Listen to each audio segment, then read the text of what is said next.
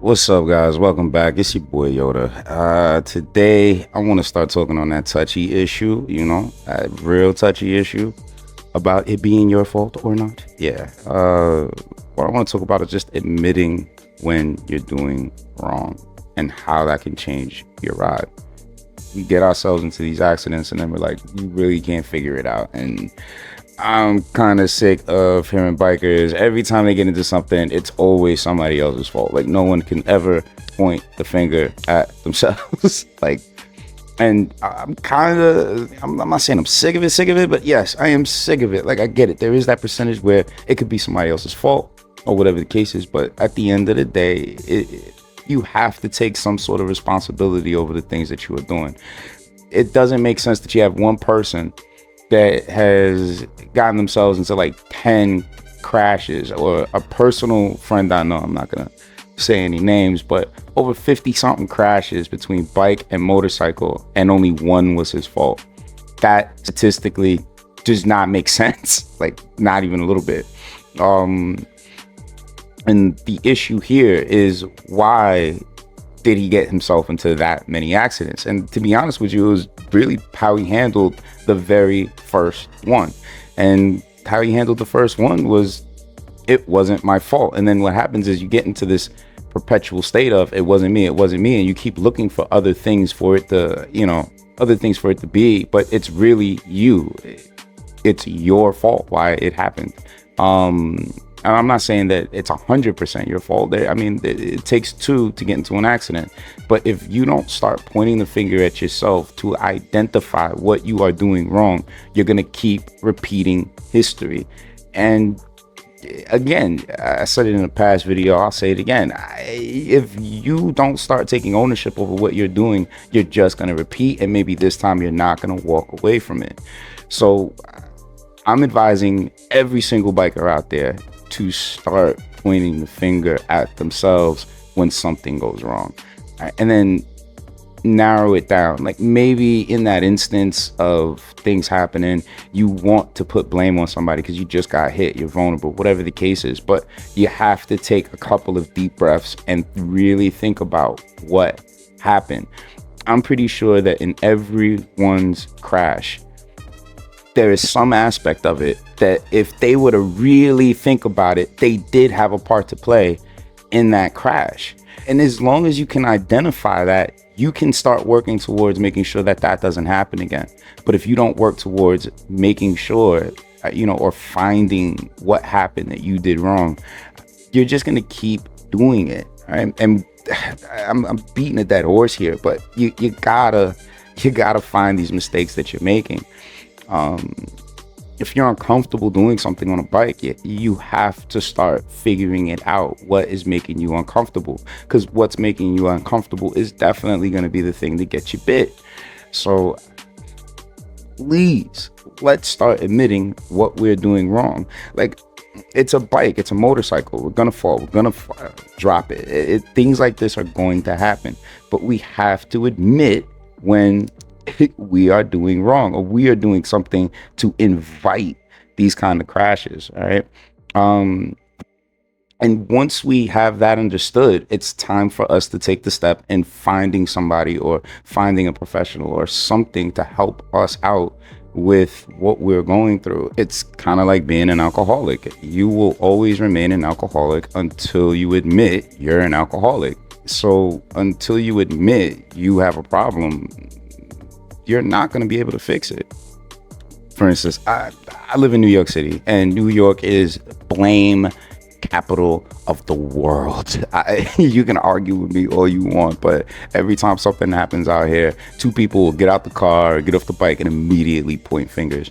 No one is willing to, again, point that finger at themselves. Like, if somebody falls and no one's around them, they're going to blame the way the street is. They're going to blame that it was raining, oil, a plastic bag, a squirrel landed on me, or I had to dump the bike. Like, all these are nothing more than excuses for you not having, for you having a lack of skill, pretty much, and you not being strong in a particular type of skill, and that needs to be addressed. Otherwise, once again, it will happen again. Try to look at it like this. You have professional racers, right? And they wipe sometimes, and it could be pretty bad. They can slide for some distance, this, that, and the third. But most of these racers, when they get up, they're trying to find what they did wrong. Now, my thing is, these are professionals that are going into turns at speeds that are absolutely ridiculous, right? And they are professionals that are wiping and putting like finger at themselves. And yet here comes you, a non-professional rider, right? A street professional rider, quotations. And here you come and you wipe out in a turn, and it's the turn's fault. It's the ground's fault. It is him that did this to you. Like, come on. At a certain point, we have to just realize it's us. Like, we have to start accepting that if we want to grow as a community. I mean, ask how many bikers that actually have proper training, like real proper training. Not my boy taught me and he's the best in the world. No, is your boy a professional? Does he have paperwork? Can he explain certain things in a professional manner and in a way that you can understand and can keep you safe? No. Half the time, people will tell you cover the front brake, which is, I think, is absolutely incorrect. As soon as you panic and you're a first-time rider, you're going to grab that mother. You're just going to grab it. You're in panic mode. You're going to grab. You're going to go down. And that's what it is. And this is why you have a lot of people in the beginning stages saying people don't cover the front brake and things of that nature. But you're not going to know unless you take an actual professional class or course and learn these things, so that way you can use it in your arsenal. Look, training and being able to identify the mistakes that you are making is really what's going to make you the best rider that you could possibly be. You need the training. I tell people all the time, it's like, if you have a drug dealer, right? I know this is going to be the worst example ever, but if you have a drug dealer and he's selling nothing but drugs, and he's never been caught by the cops, this, that, and the third, and he's making money, I mean, technically that is a businessman.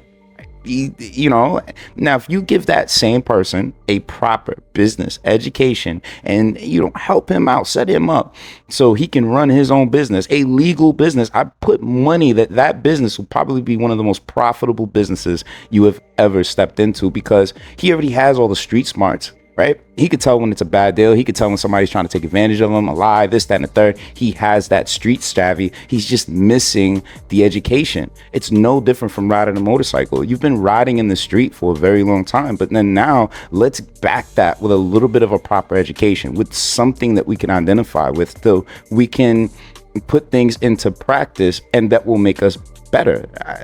That's all. You don't want to get yourself into a situation and you don't know how it happened. Like, that is probably when I think motorcycle riding is, or can be, terrifying, is when you don't understand what happened, but it happened and you're hurt, right? But, you know, again, if you have proper training or the right information or went through these kind of things and something happens, you can identify it, label it, and it's easier to deal with because you know what happened. But if you just go down and you have no idea what happened, that could even be something that dissuades you from continuing with the sport. And instead of having something kind of kill your dreams, maybe you just need to better understand the sport that you're in and the things you're doing wrong, so that way you can appreciate these little things that not appreciate it, but you know what I mean, understand the things that happen to you. So these are the 6 questions I believe you need to ask yourself anytime you get yourself into a situation, right? And starting with number 1, and it really doesn't matter the order, but starting with number 1, how fast was I going? Speed is usually a big, contributing factor to what happens, right? There's even a joke about it, right? It's speed didn't kill me. It was the sudden stop, right? So how fast were you going leading into that crash? Number 2, was I paying attention? A lot of the accidents we get ourselves into is just lack of attention. Like, maybe you looked away for a split second and when you looked back, everything was closer. Remember, we move feet per second while we look away. All right, we're still in forward motion. Number 3, was I under the influence? All right, some people can have one drink and they feel like they're all right, but remember, that one drink, it can still alter your perspective, your timing, your your ability to get to the controls and do what you need to do that is necessary, because yeah, your reaction time does get hindered. All right. Number 4, did I neglect any maintenance? It could be something as small as, like, just changing your brake fluid. Maybe if you had fresh brake fluid, you'd be able to compress that, rotor the way you needed to compress it in order to stop the bike in time. Little things like that. Number 5, could I have seen this coming? Right? If so, what could I have done differently? So if you know that you see a situation where a car stopping short or something like that, and now you're stopping short, right? And you hit the back of the car. Did you not see that in time? Did you not see his brake lights in time? All right. So if I saw that in time, what could I have done now? Maybe I could have gotten on that brake a little earlier and this would have been avoided. These are the questions that you kind of need to ask. And last but not least, number 6, did I have the skill to avoid it?